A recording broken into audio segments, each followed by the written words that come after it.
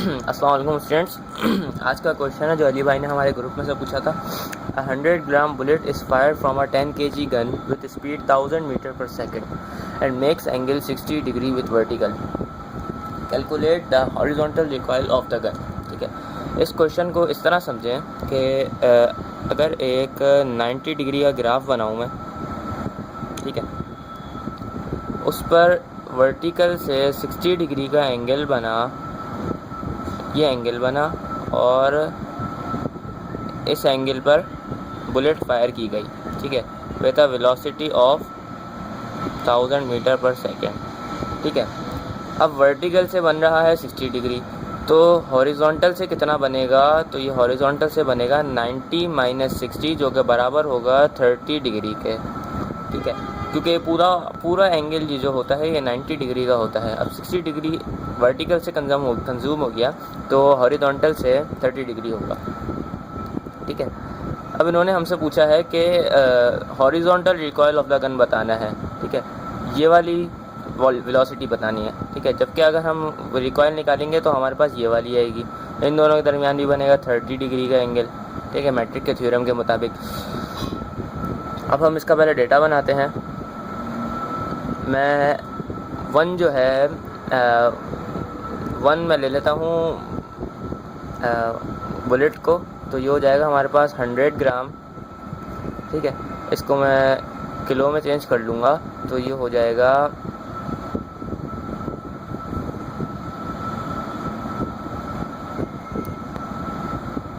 0.1 kg मेरे पास M1 आ गया bullet का।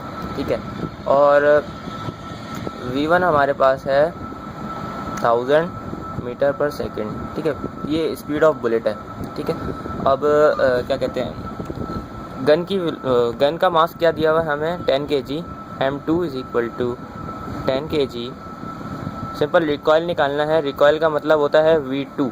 ठीक है, अब हमें निकालना है V2 का हॉरिजॉन्टल वाला। ठीक है, अब अगर ये मैं इसको कहूँ V2 है ये, तो ये जो हमारे पास ये है हॉरिजॉन्टल के पैरेलल, ये होगा V2 cos थीटा। ठीक है, V2 का एक कंपोनेंट। ठीक है, और यहाँ पर मैं अगर एक और बना दूँ तो ये बनेगा V2 sin थीटा। तो हमें V2 cos थीटा पूरा मालूम करना है। ठीक है, तो हम सॉल्यूशन स्टार्ट करते हैं। सॉल्यूशन में हम सिंपल पहले M1 U1 plus M2 U2 is equal to M1 V1 plus M2 V2 वाला फार्मूला पुट कर देंगे।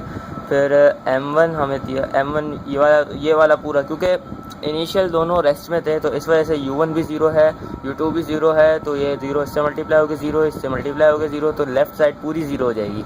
ठीक है, तो मैं 0 लिख देता हूँ पूरी लेफ़्ट साइड को। ठीक है, अब M1 हमें दिया हुआ है 0.1।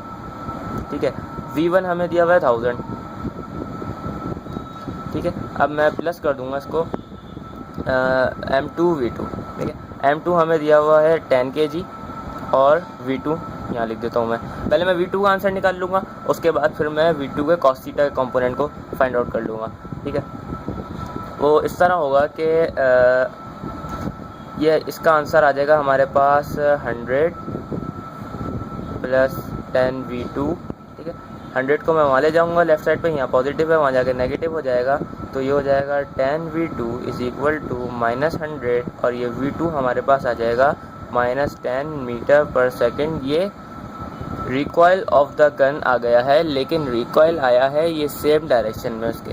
ठीक है, हमें निकालना है हॉरिजॉन्टल रिकॉइल। ठीक है, हॉरिजॉन्टल रिकॉइल के लिए हमें V2 का cos थीटा वाला कंपोनेंट निकालना पड़ेगा। अब हम इसमें दोनों साइड पर cos थीटा लगा देंगे, तो यहाँ पे V2 cos थीटा आ जाएगा, यहाँ पर 10 इंटू cos थीटा आ जाएगा।